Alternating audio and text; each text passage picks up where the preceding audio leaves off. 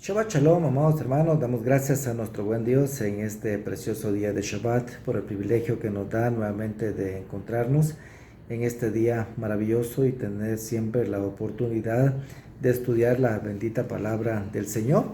Hemos llegado a nuestra parashá Yitro. Yitro significa su excelencia o posteridad. Este es el nombre, y realmente no es un nombre, sino que es un título, es un adjetivo, y vamos a verlo. En realidad, pues, dentro de los temas que trata esta parte, esta porción de la Torah, incluye muchas cosas interesantes que quizás, pues, la visita de Yitro no sea la más importante, ¿verdad? Porque vemos la entrega de la Torah y pues no entendemos por qué en realidad esta parashá tiene este nombre, cuando es la revelación del Señor para con su pueblo y la entrega a la Torá, que es uno de los eventos sin precedentes que revoluciona o revolucionaría el mundo, por decirlo así de esta manera. Y de hecho, pues así es en el caso de que de verdad los pueblos quisieran cumplir la palabra del Dios vivo y verdadero.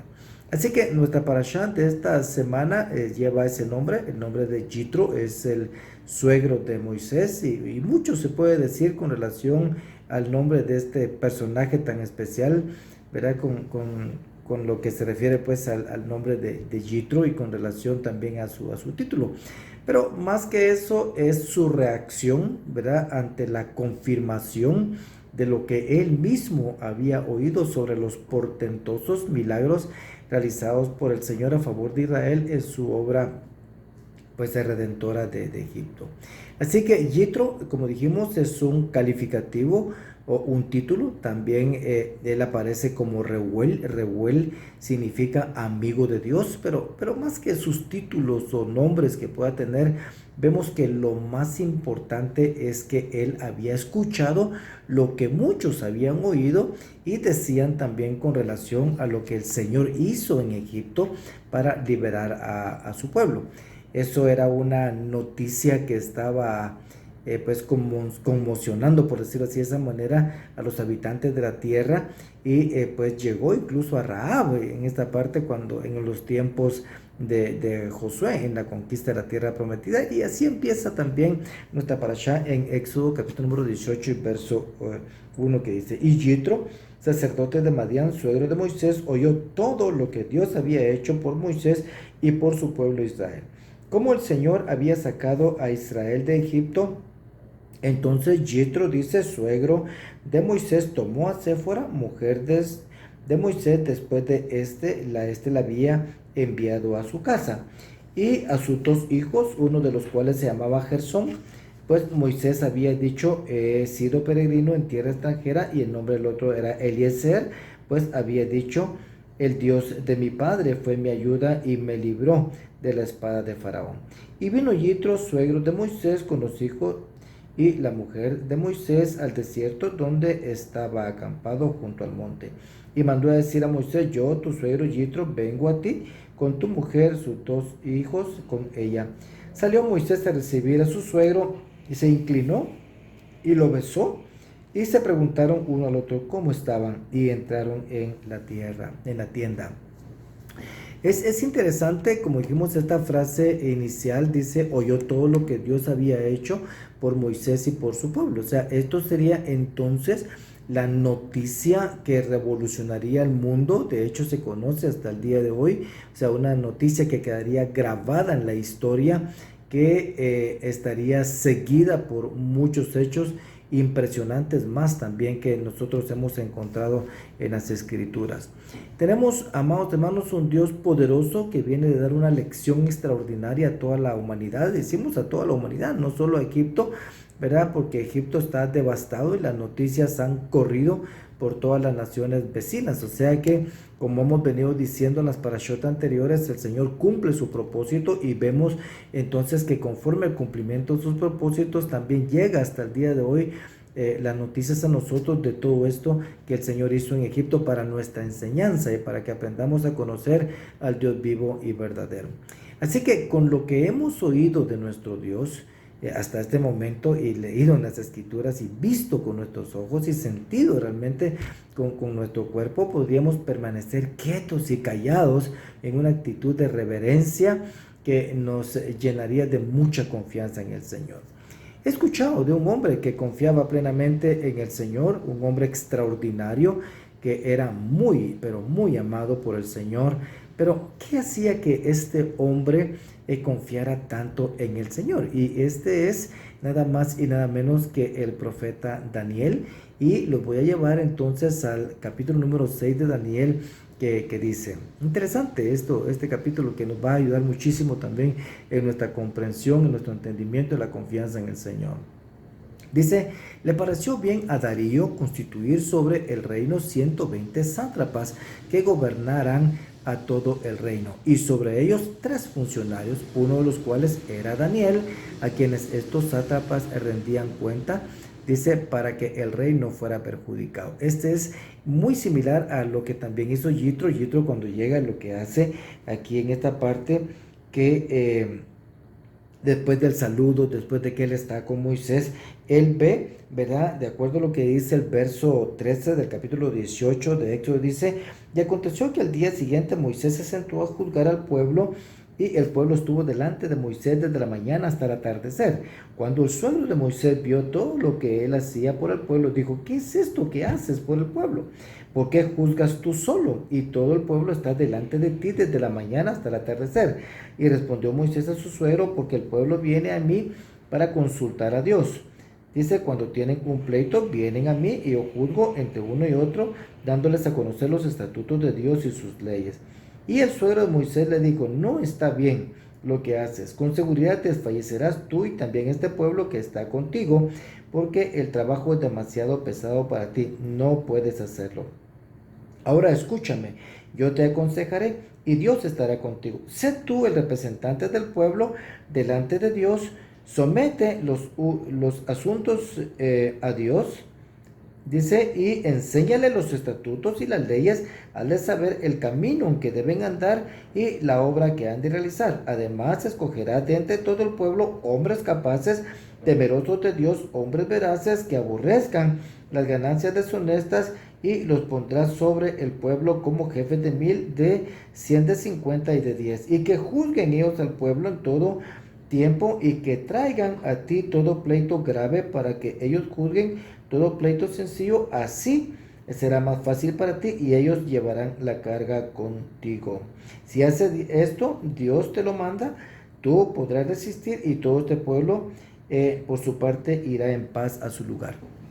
Entonces, esta era una forma de gobernar que Yitro le había aconsejado. Aquí en esta parte está sucediendo lo mismo. Sin embargo, acá con Daniel, pues lo que sucede es de que entran en celo todos estos líderes que son nombrados acá, porque de hecho, ¿verdad? Aquí dice que eran 3 los más importantes, pero a partir del verso 3 lo que dice, miren, dice, pero este mismo Daniel sobresalía, dice, entre los funcionarios y sátrapas, porque había en él un espíritu extraordinario, de modo que el rey pensó en ponerlo sobre todo el reino. Claro, eso les causó a ellos mucha envidia. Entonces los funcionarios y sátrapas buscaron motivo para acusar a Daniel con respecto a los asuntos del reino, pero no pudieron, dice, encontrar ningún motivo de acusación ni evidencia alguna de corrupción. Porque él era fiel, dice, y ninguna negligencia ni corrupción podía hallarse en él. O sea, esto es interesantísimo. Entonces estos hombres dijeron, no encontraremos ningún motivo de acusación contra este Daniel, a menos que encontremos algo contra él en relación a la ley de su Dios. Y entonces ahí vemos lo que sigue, de que Daniel siguió haciendo lo mismo. Él oraba 3 veces viendo hacia Jerusalén, y lo que hacen ellos a escondidas de Daniel, vienen y se van con el rey y le dicen al rey que durante un mes todo aquel que adore a cualquier otra persona que no sea el rey, ¿verdad? Entonces que sea pues juzgado y que sea metido al foso de los leones. Entonces ya sabemos esa parte de las escrituras, lo que hemos de ver.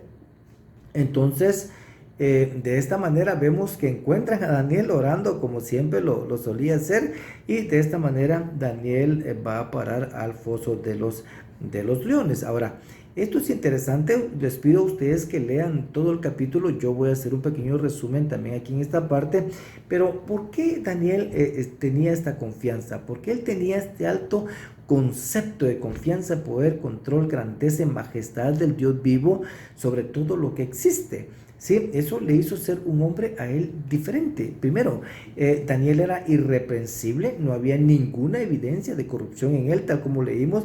O sea, él era fiel.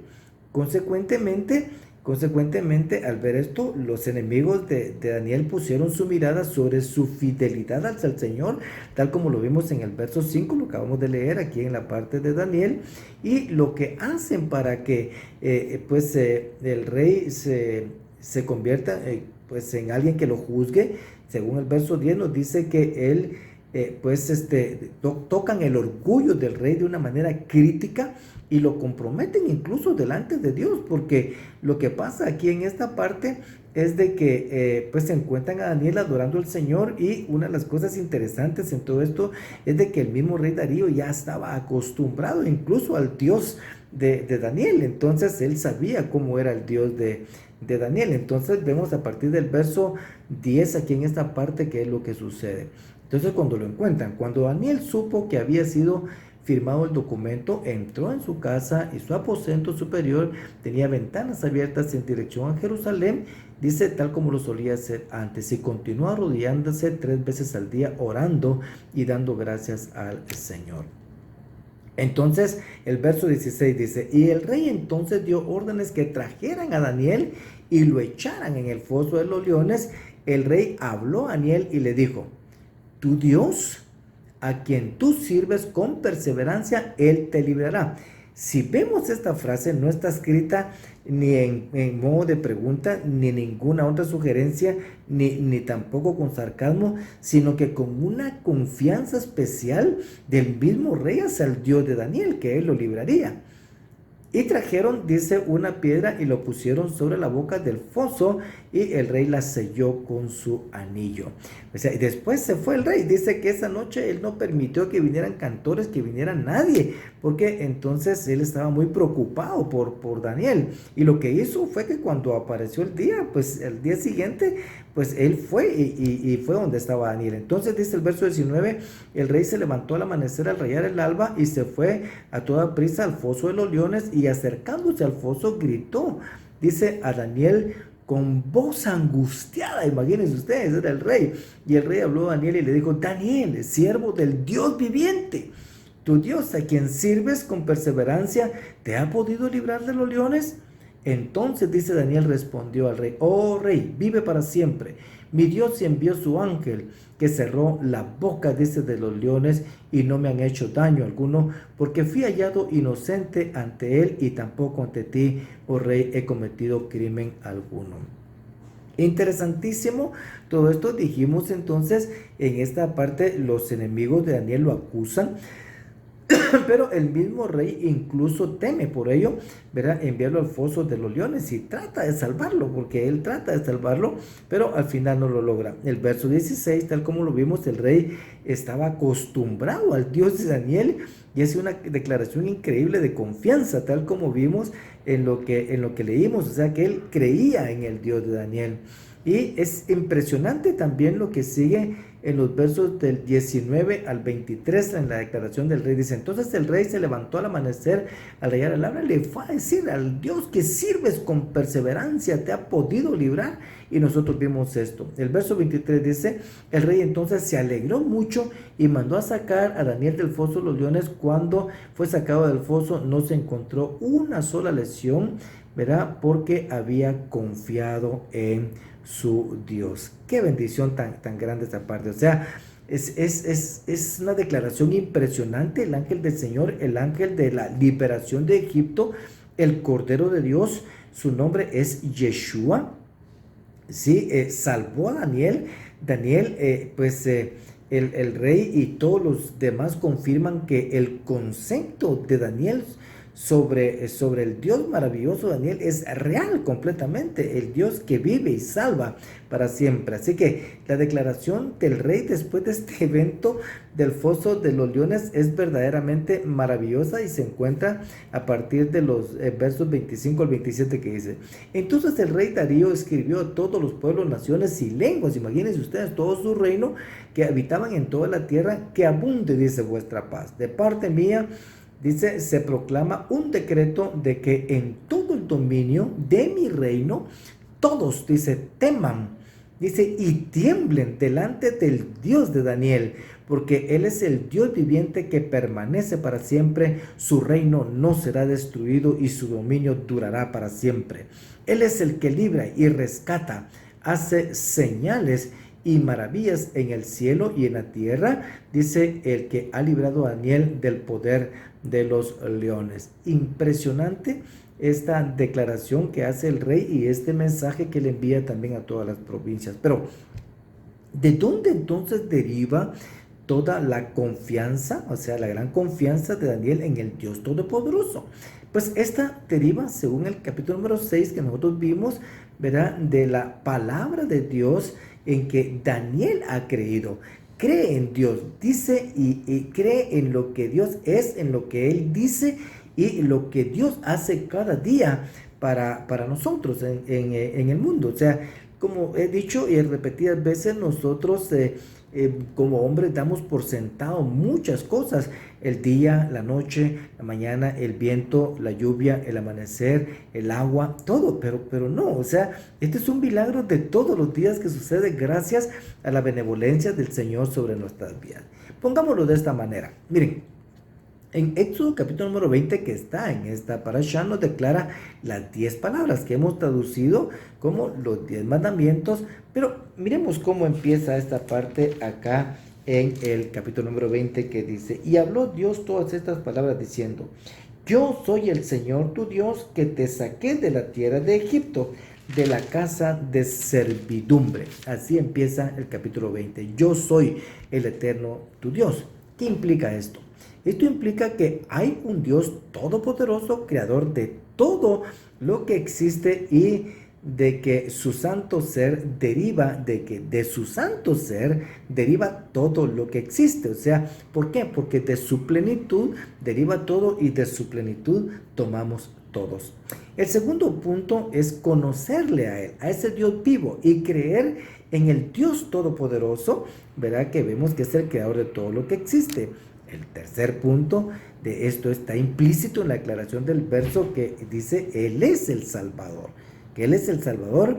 Y finalmente un cuarto punto en que el autor de la carta a los hebreos también lo declara así, de esa manera. Miren, ahora bien, la fe, dice, es la certeza de lo que se espera, la convicción de lo que no se ve. Porque por ella recibieron aprobación los antiguos. Por la fe entendemos, por la fe entendemos que el universo fue preparado por la palabra de Dios, de modo que lo que se ve no fue hecho por cosas visibles.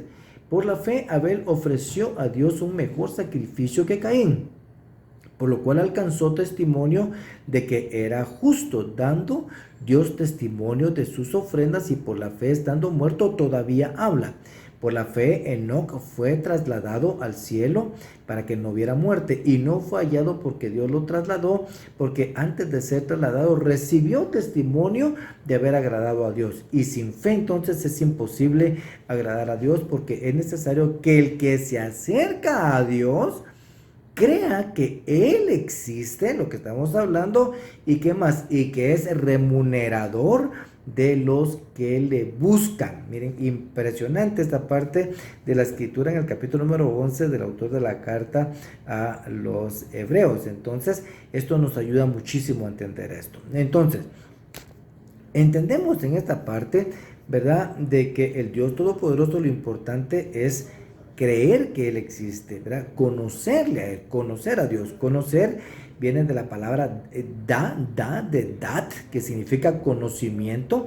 Esta palabra implica tener una claridad absoluta basada en la gigantesca cantidad de evidencias que no puede ser negada por nadie. O sea, eso es lo que implica la palabra dat, imagínense ustedes. Este es un nivel de claridad que aunque venga alguien con argumentos de cualquier tipo, sabemos que no puede cambiar el conocimiento que tengo de Dios debido a toda la evidencia que tenemos. Y Pablo también hace un resumen con relación a esto en la carta a los romanos en el capítulo número 1, versos 16 al 23, que dice, lo voy a leer, dice, porque no me avergüenzo del evangelio, pues es el poder de Dios para salvación de todo el que cree, del judío primeramente y también el griego.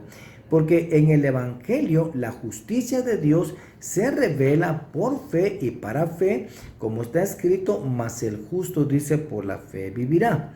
Porque la ira de Dios, interesante que empieza, porque la ira de Dios se revela desde el cielo contra toda impiedad e injusticia de los hombres, que con injusticia restringen la verdad.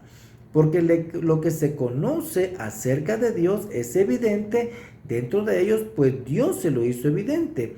Porque desde la creación del mundo, sus atributos invisibles, su eterno poder y divinidad, se han visto con toda claridad, siendo entendidos por medio de lo creado, de manera que no tienen excusa. Imagínense ustedes, pues aunque conocían a Dios, no le honraron como a Dios, ni le dieron gracias, sino que se hicieron vanos en sus razonamientos y en su necio corazón fue entenebrecido.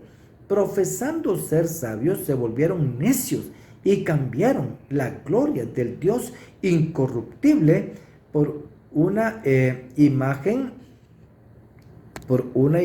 de hombre, y de forma de hombre corruptible, de aves, dice, cuadrúpedos y reptiles. Miren, este es el concepto que da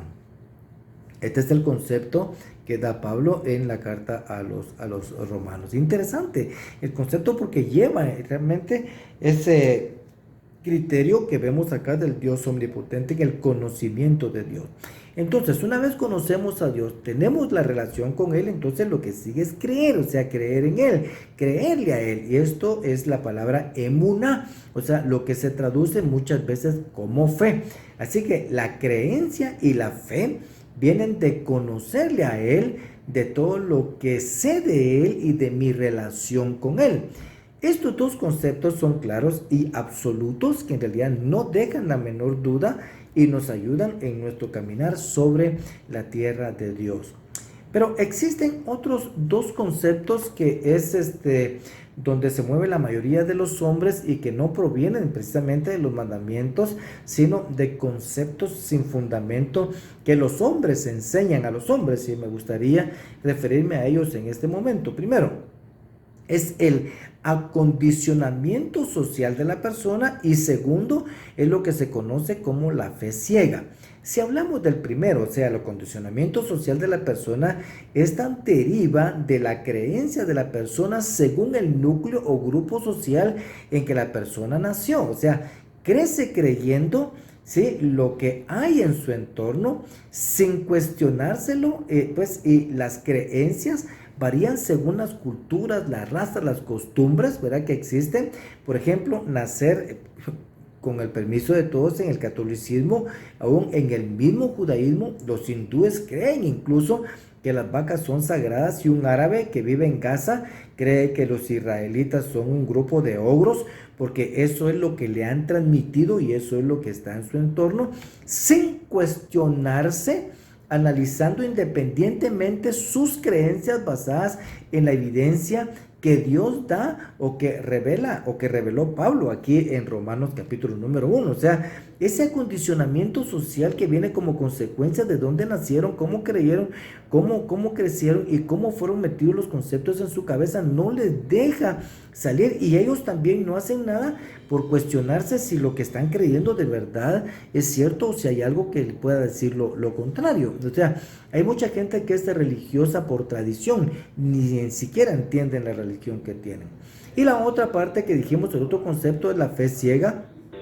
La fe ciega, amados hermanos, es una convicción basada en un deseo físico y emocional de algo que yo como persona creo y quiero que sea. O sea, Esto es interesante porque, sin considerar ninguna evidencia, pues la fe ciega, pues yo creo en esto, yo quiero que así sea y punto, ¿verdad? O sea, y tampoco me cuestiono absolutamente nada que en algún momento pueda llegar a desafiar incluso la evidencia misma. Ejemplo, cuando un alcohólico dice, este vaso de alcohol que me voy a tomar en este momento no hará daño a mi organismo, aunque la evidencia pues está escrita en la misma botella de licor que dice el consumo de este producto es dañino para la salud. Entonces, ahí está la evidencia, está clara, pero el comportamiento lo que hace es de que desafía la misma evidencia en este sentido, porque él dice que no le va a hacer daño, pero si lo vemos con claridad, lo que está pasando es de que ese vaso de licor de todas maneras le va a hacer daño. Ese es un ejemplo quizás burdo con relación a esto, pero esto nos puede ayudar a entender mejor lo que les estoy diciendo. Esos son los conceptos con los que nos topamos, ¿verdad? Con los que esta parashá nos confronta también de esta manera. El pueblo ahorita se encuentra al pie del monte Sinaí, el lugar a donde el Señor quería llevarlos, y allí llegó Yitro también. O sea, Éxodo 18:5 dice que Israel está acampado junto al monte de Dios, aquel lugar conocido por Moisés, y también donde Moisés vería la zarza ardiendo, de acuerdo a lo que vimos. Era un lugar donde pues cerca de ahí pastoreaba los rebaños de su suegro en aquel tiempo. Si nosotros nos recordamos cómo sucedió ese tiempo, que ya lo vimos en alguna de las parashot anteriores. Así que Moisés se recibe a su suegro y su familia con respeto, con amor, pero aunque los hombres siempre queremos una declaración de fe como nosotros estamos acostumbrados al día de hoy, como lo hemos visto también, pero Yitro en realidad manifiesta su fe en Dios, en el Dios de Israel, de acuerdo a lo que vimos, y lo hace también de esta manera.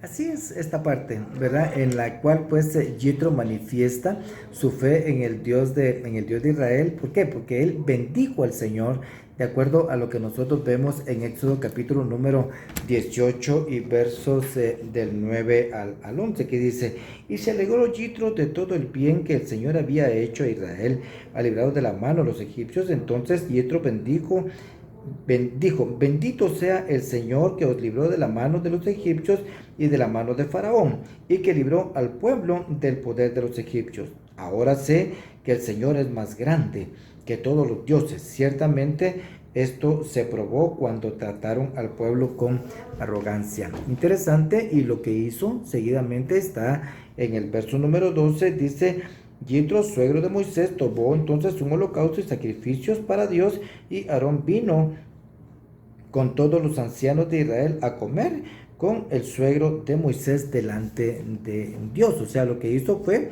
presentar entonces los sacrificios de paz delante del Señor. Yitro entonces demuestra ser un hombre maduro, con mucha experiencia, y aconseja a Moisés cuando lo ve juzgar al pueblo. Ya leímos esa parte, cómo sucedía. Él lo llama a la reflexión, como vimos aquí en el capítulo. Le dice: ¿qué haces por el pueblo? ¿Por qué haces tú solo esto? O sea, la primera respuesta de Moisés es en este sentido, que escucha a Yitro. O sea, él lo que hace es pone atención a lo que Yitro le dice. O sea, no desprecia ni hace de menos lo que él le dice. O sea, esto solo demuestra una humildad grande de Yitro y su necesidad de seguir aprendiendo, aún teniendo la comunión que tenía con el Señor. Miren, es extraordinario realmente Moisés. Y Yitro también escucha con atención y también alaba al Señor. O sea, también habla muy bien. Incluso dentro del consejo que Yitro da a Moisés, se ve realmente su pensamiento, lo cual habla muy bien también de Yitro. O sea, esto nos muestra la gran necesidad que todos tenemos de saber aprender a escuchar. O sea, hay un pensamiento que dice que aunque todo el cuerpo esté contaminado y sucio de pecado, pero se tienen oídos abiertos para escuchar, el cuerpo al final recibirá vida. O sea, porque hay oídos para escuchar. Pablo dice de esta manera que la fe es por el oír y el oír es por la palabra de Dios. O sea, así lo expresa como para poder traducir esta parte que alguien dijo en alguna oportunidad. En los versos 15 y 16 del capítulo número 18 se introduce una idea fantástica para la solución de conflictos, lo que nos indica que la solución a los conflictos, los pleitos y las diferencias está primeramente en el escuchar y atender el consejo de la palabra del Señor, o sea, esto es su santa Torá. Y los versos 19 a 23, Yitro entonces recomienda a Moisés y Moisés lo recibe como es, o sea, un buen consejo y como parte de la dirección de Dios. ¿Qué comprende esa parte de acuerdo a lo que vimos? Primero le dice, no toda la carga es tuya, vas a desfallecer, no te toca llevarlo todo a ti. O sea, tú eres y serás, dice, el representante del pueblo delante de Dios. O sea, esto es una forma de Mashiach, o sea, este es un mediador, por decirlo así de esta manera. Entonces dice, lo que debes hacer es enséñales para que todos sepan y actúen conforme a la Torah, o sea, los mandamientos del Señor. Enséñales los mandamientos para que todos actúen y se enmarquen en su comportamiento, ¿verdad? Con relación a la palabra dada por el Señor. Y luego dice, escoge hombres capaces y describe también la manera en que deben ser estos hombres, o sea, estos personajes que van a ayudar a Moisés. Entonces, ¿qué les dice? ¿Cuáles son las características que lo vimos, ya lo leímos? Dice que tengan competencia, que sean temerosos de Dios, que sean hombres veraces, que aborrezcan, dice, las ganancias deshonestas. O sea, eso me pareció también muy interesante porque no es nuevo este concepto para nuestro tiempo, ¿sí? Pero me maravilla realmente la actualidad de la palabra del Señor con relación a esto que está pasando el día de hoy, y por otro lado también el conocimiento que tiene la palabra de la naturaleza humana. O sea, es palabra de Dios y de hecho pues este es el manual de vida que Dios nos ha dado. Y luego dice, ponlos como líderes por el pueblo, que juzguen todo lo que puedan, ¿verdad? Y lo que no, pues te lo traigan a ti, ¿verdad? Esto se refiere a un alto tribunal que requiere incluso de la intervención del Señor en lo más grave. Al final lo declara en el verso 23, dice, el propósito es de que el pueblo encuentre paz en el juicio. O sea, no hay mejor cosa que tener paz cuando se juzga una causa. O sea, todas las partes quedan entonces satisfechas, los perdonados y los que perdonan, porque en un conflicto siempre existen estas dos partes. Así que las acciones de Moisés en este sentido fueron, Moisés escuchó y actuó, ¿verdad?, conforme al consejo de Yitro, ¿verdad? Esto lo escribió el mismo Moisés en el verso 24 que dice, Moisés escuchó a su suegro e hizo todo lo que él le había dicho. O sea, el mismo Moisés escribió esta parte y lo dejó registrado. Entonces escogió a los líderes de acuerdo a sus características descritas y que ahora siguen sirviendo como parámetros también para los obispos, los pastores, según Pablo lo recomienda también en sus cartas a Timoteo. En el capítulo número 19, amados hermanos, contiene, ¿verdad?, lo que se conoce como el enamoramiento, la invitación a entrar al pacto con el Señor, o sea, las bodas del Señor con su pueblo. Pero el pueblo está ahora donde Dios quiere que esté, ¿verdad?, donde Él había anunciado que estaría y donde Él había dicho a Faraón que los quería y que los llevaría. O sea, eso sucedió en el tercer mes, este es el mes de Sivan, el mes de la entrega de la Torá, y de esta manera se compone entonces este capítulo 19. Dice, al tercer mes de la salida de los hijos de Israel de la tierra de Egipto, ese mismo día llegaron al desierto de Sinaí. Partieron de Refidim, llegaron al desierto de Sinaí, acamparon en el desierto, allí delante del monte acampó Israel. Y Moisés subió hacia Dios y el Señor lo llamó desde el monte diciendo, así dirás a la casa de Jacob y anunciarás a los hijos de Israel, vosotros habéis visto lo que he hecho a los egipcios y cómo os he tomado sobre las alas de águila y los he traído a mí. Ahora pues, si en verdad escucháis mi voz, guardaréis mi pacto, seréis mi especial tesoro entre todos los pueblos, porque mía es toda la tierra. Y vosotros seréis para mí un reino de sacerdotes, una nación santa. Estas son las palabras que dirás a los hijos de Israel. Entonces Moisés fue y llamó a los ancianos del pueblo y expuso delante de ellos todas estas palabras que el Señor les había mandado. Y todo el pueblo respondió a una y dijeron, haremos todo lo que el Señor ha dicho. Y llevó Moisés al Señor las palabras al pueblo. Interesante lo que vemos acá. Moisés sube al Señor para recibir las instrucciones. Dice, así dirás a la casa de Jacob. O sea, estos son los hijos. La casa de Jacob son los hijos, la familia que el Señor le hizo crecer a Jacob. De eso se trata.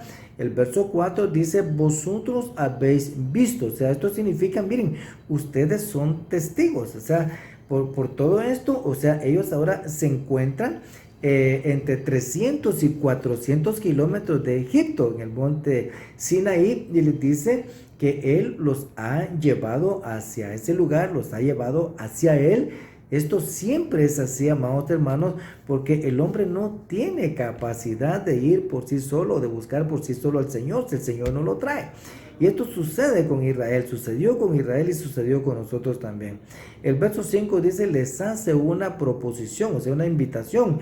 Interesante, esto me ha gustado muchísimo. Dice, seréis mi especial tesoro. ¿Quién no va a querer ser parte del especial tesoro del Señor? O sea, esto es algo magnífico. Dice, un reino de sacerdotes, una nación santa, o sea, un pueblo apartado para el Señor, de entre todos los pueblos en medio de la tierra. Imagínense ustedes. Para ello, Él no pide nada más que un estado de santidad. ¿Por qué? Porque Él tiene la intención de habitar en medio de su pueblo, y para ello deben hacer dos cosas. Primero, escuchar su voz, y segundo, guardar su pacto, que incluyen sus mandamientos. O sea, oír y ser hacedores de lo que Él esté mandando. De esta manera, Moisés entonces lleva la invitación a los padres del pueblo, o sea, a sus líderes, de acuerdo como leímos en el verso número 7, y todo el pueblo dice, haremos todo lo que el Señor ha dicho, en el verso 8. Esta es una respuesta positiva a esta invitación recibida. Esa es una bendición hasta el día de hoy para toda la humanidad, que el pueblo de Israel haya aceptado esta invitación del Señor y ser lo que son, ¿verdad? De esta manera. Y aunque le haya costado muchísimo a Israel debido a la disciplina que ha sufrido, que le ha tocado sufrir a lo largo de la historia, verá, como consecuencia de ser el pueblo de Dios, verá, porque sí se requiere la santidad, tal como el Señor ha dicho, pero es algo que nos sigue bendiciendo hasta el día de hoy a nosotros como humanidad. El Señor señala entonces el día y da las señales incluso de su venida para que todos sepan cómo será. Y así sucedió, tal como el Señor se lo dijo aquí a Moisés. Y que el pueblo también se consagrara para que no fueran destruidos. Entonces, para que esto suceda, aquí entonces lo que hace el Señor dice en el verso 10. Y el Señor dijo también a Moisés, ve al pueblo y conságralos hoy y mañana, y que se laven sus vestidos, y que estén preparados para el tercer día, porque el tercer día el Señor descenderá a la vista de todo el pueblo sobre el monte Sinaí, y pondrás límites alrededor de todo el pueblo, y dirás, guardaos de subir al monte o tocar su límite, cualquiera que toque el monte ciertamente morirá. Entonces lo que el Señor hace es de que señala acá los límites.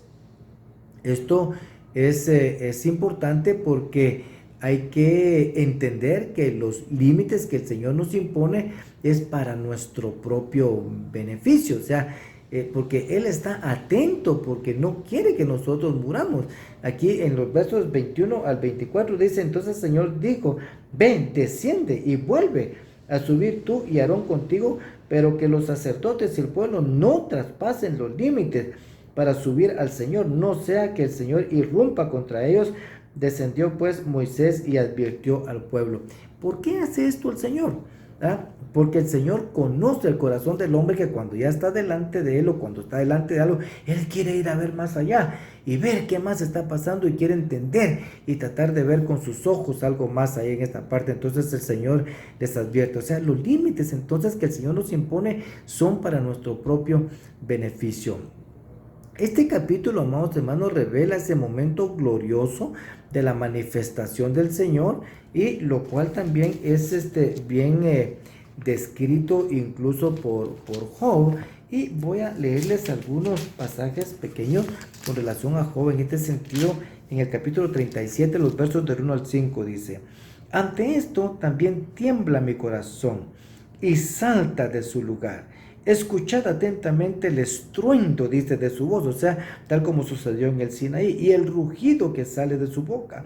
Bajo todos los cielos, dice, lo suelta, y su relámpago hasta los confines de la tierra. Tras él ruge una voz, truena él con su majestuosa voz, y no retiene los relámpagos mientras se oye su voz. O sea, todo lo que pasó aquí, relámpagos, truenos, sonido, bocina, shofar, está prácticamente hablando Job de esa parte. Dice el 5, maravillosamente truena Dios con su voz, haciendo grandes cosas que no comprendemos. El capítulo número 38, versos 1 y 2 dice, entonces el Señor respondió a Job desde el torbellino y dijo, ¿quién es este que oscurece el consejo con palabras sin conocimiento? Ciñe ahora tus lomos como un hombre y yo te preguntaré y tú me instruirás. Esto es algo impresionante. El capítulo número 40, también los versos del 1 al 7, leámoslo. Dice, entonces continuó el Señor y dijo a Job, dice, ¿podrá el que censura contender con el Todopoderoso? Dice, el que reprende a Dios responda esto. Entonces Job respondió al Señor y dijo, he aquí, yo soy insignificante. ¿Qué puedo yo responderte? Mi mano pongo sobre mi boca. Una vez he hablado y no responderé. Aún 2 veces y no añadiré más. Entonces el Señor respondió a Job desde la tormenta y dijo, ciñe ahora tus lomos como un hombre. Yo te preguntaré y tú me instruirás. ¿Anularás realmente mi juicio? ¿Me condenarás para justificarte tú? ¿Acaso tienes tú un brazo como el de Dios y truenas con una voz como la suya? Y les voy a pedir que ustedes sigan leyendo también esta parte del capítulo 40 de Job. O sea, los últimos capítulos son extraordinarios en la revelación que Dios hace de sí mismo a Job. Pero no es solamente para Job, sino para que nosotros también lo veamos y lo entendamos de esa manera. Y entonces llegamos al capítulo número 20, que de Éxodo. Dice, aquí están las 10 palabras, y habló el Señor todas estas palabras diciendo, yo soy el Eterno tu Dios que te saqué de la tierra de Egipto, de la casa de servidumbre. Y entonces acá es aquel momento glorioso, ¿verdad? En la cual hago una pregunta para discusión de nuestros corazones y también que nos pueda ayudar. ¿La Torah es espiritual o es carnal? Bueno, la escritura nos dice que la Torah es espiritual, eso es lo que nos dice. Es espiritual para regular y reducir los efectos de la carne. Está dedicada a decirle a la carne lo que debe hacer. O sea, enmarcar al hombre dentro de su comportamiento para que él pueda cambiar. Y entonces lo que tenemos aquí en esta parte son los 10 mandamientos. Y nosotros ya lo hemos visto en otra oportunidad. Y en esta oportunidad yo quisiera enfocarme en el 4.º mandamiento, que está a partir del verso número 8 del capítulo 20, que dice, acuérdate del día de reposo, dice, acuérdate del día de reposo para santificarlo. 6 días trabajarás y harás toda tu obra, mas el 7º día es día de reposo para el Señor tu Dios. No harás en él obra alguna, ni tú, ni tu hijo, ni tú, ni tu hijo, ni tu hija, ni tu siervo, ni tu sierva, ni tu ganado, ni el extranjero que está contigo, porque en 6 días hizo el Señor los cielos y la tierra, el mar y todo lo que hay en ellos, y reposó el día 7º. Por tanto, el Señor bendijo el día 7º y reposó y lo santificó. Entonces, esto es lo que dice entonces con relación al Shabbat. Así que el pasaje comienza con esto, recordar, recuerda. Sin embargo, cuando nosotros se repiten los mandamientos en Deuteronomio, aquí en el capítulo número 5, ¿verdad? También, recuerden, aquí está una vez más, y lo vamos a ver acá, Deuteronomio capítulo número 5, para entrar en ese contexto también de lo que estamos viendo. Y vamos a ver algunas pequeñas diferencias que nos van a ayudar a entender esta parte, principalmente con lo que dice el Shabbat. Dice, entonces, Deuteronomio 5, versos 12 al 15. Dice, guardarás el día de reposo. Vimos entonces que en Éxodo 20 dice recordar. Te acordarás, dice, recordarás el día de reposo para santificarlo. Entonces, pero aquí dice, guardarás el día de reposo. Dice, para santificarlo como el Señor tu Dios lo ha mandado. 6 días trabajarás y harás todo tu trabajo. Mas el séptimo día, el día de reposo para el Señor tu Dios, no harás, dice, en él ningún trabajo, ni tú, ni tu hijo, ni tu hija, ni tu siervo, ni tu sierva, ni tu buey, ni tu asno, ni ninguno de tus animales, ni el forastero que está contigo, porque dice, para que tu siervo y tu sierva también descansen, dice, como tú. Y acuérdate que fuiste esclavo en la tierra de Egipto y que el Señor tu Dios te sacó de allí con mano fuerte y brazo extendido. Por lo tanto, el Señor tu Dios te ha ordenado que guardes el día de reposo. Entonces, aquí en Éxodo 20 dice, te recordarás, acordarás el día de reposo, pero en Deuteronomio dice, guardarás el día de reposo. Según entonces los eruditos, amados hermanos, la palabra en hebreo para recordar, esta es una palabra que está escrita aquí en Éxodo en imperativo, o sea, y eso es, dice, no solo, ¿verdad? Llevarnos a pensar, o sea, recordarse está relacionado con el pensamiento, o sea, llevar a pensar en Shabbat, o sea, pensar en el Shabbat, o sea, no solamente significa pensar en el Shabbat, sino que también exige una respuesta, ¿sí? O sea, te acordarás, recordarás, recuerdo, sí, y actúo. Ese es el concepto que dan entonces los eruditos con relación a esta parte. La palabra guardar que aparece entonces en Deuteronomio también se traduce como guardar algo de gran valor, ¿sí? O de mucha importancia. Imagínense ustedes, ese es el concepto del hebreo con relación a la palabra guardar, ¿verdad? Guardar, o sea, uno guarda, ¿qué es lo que más guarda uno? Uno guarda lo que tiene más valor, o sea, dentro de sus cosas, o sea, no nos guardamos las cosas triviales de la vida, sino que guardamos en realidad lo que tiene mucho más valor para nuestra vida. En Deuteronomio hay una frase tradicional que se repite mucho, que dice, como el Señor tu Dios te ordenó. De hecho, amados hermanos, Deuteronomio enfatiza que el Señor ordenó guardar el Shabbat. O sea, eso es lo que nos dice Deuteronomio. Y otro punto importante de Shabbat es esta pregunta que siempre nos hemos hecho, pues nosotros ya no tanto, ¿verdad? Antes quizás no lo hacíamos, pero la cristiandad o todo aquel que se dice del pueblo del Señor se hace. ¿Quiénes están obligados a guardar el Shabbat? Y cuando vemos el texto, nos dice que también los animales tienen que guardar el Shabbat, deben hacerlo. Y Deuteronomio prácticamente con lo que escribe encierra todo en la palabra todos, o sea, todos deben guardar el Shabbat. Así que las malas interpretaciones son las que han confundido a mucha gente y quizás a la mayoría, pero en realidad un judío no debe verse a sí mismo diferente de un gentil en relación a la observancia del Shabbat, ¿sí?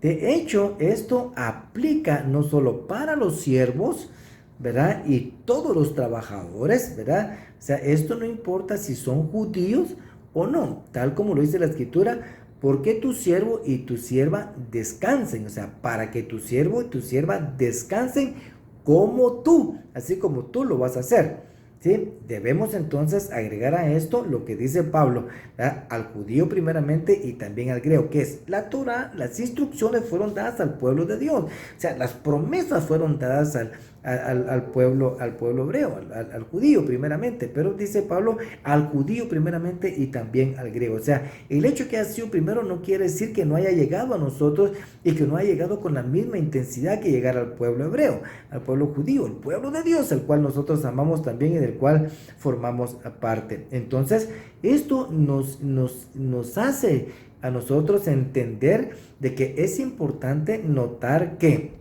un converso no solo debe guardar el Shabbat, sino que guardar todos los mandamientos del Señor, tal como el Señor también los dice en su palabra, como Él ha querido.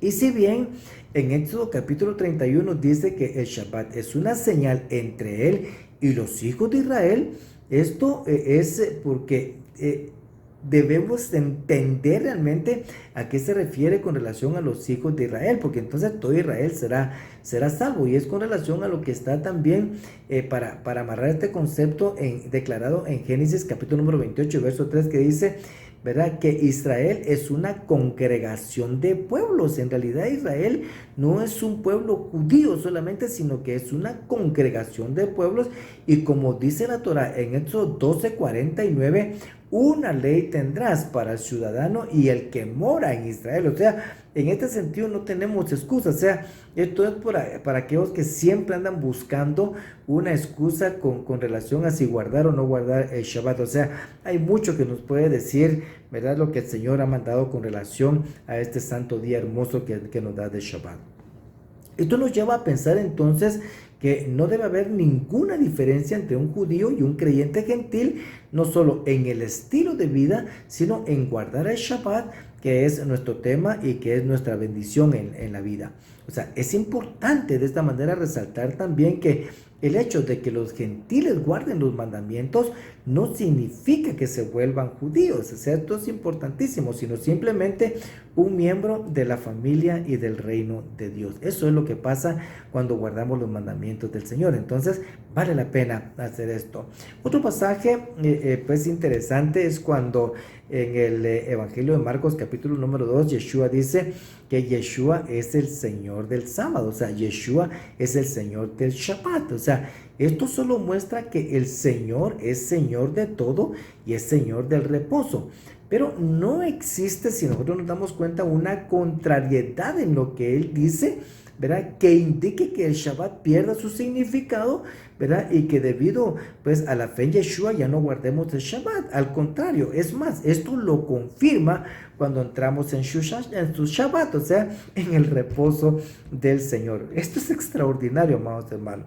Y todo esto nos llevará entonces a un punto extraordinario, y este es el punto: que la bendición del Eterno venga a nuestras vidas como consecuencia de guardar estos mandamientos del Señor. Bendito sea el Señor, amados hermanos, por su palabra. Como vemos, en realidad, si tomamos el capítulo número 20 de Éxodo, podemos pasar muchos Shabbat, ¿verdad?, en cada uno de los mandamientos, pero el Señor nos da muchos Shabbat y mucho tiempo. Esperamos en Él que nos dé sabiduría e inteligencia, que su Espíritu siempre esté en nosotros también, para que podamos nosotros seguir aprendiendo y de esta manera atesorar algo importante en nuestra vida, como son los mandamientos del Señor, para bendición de nuestras almas.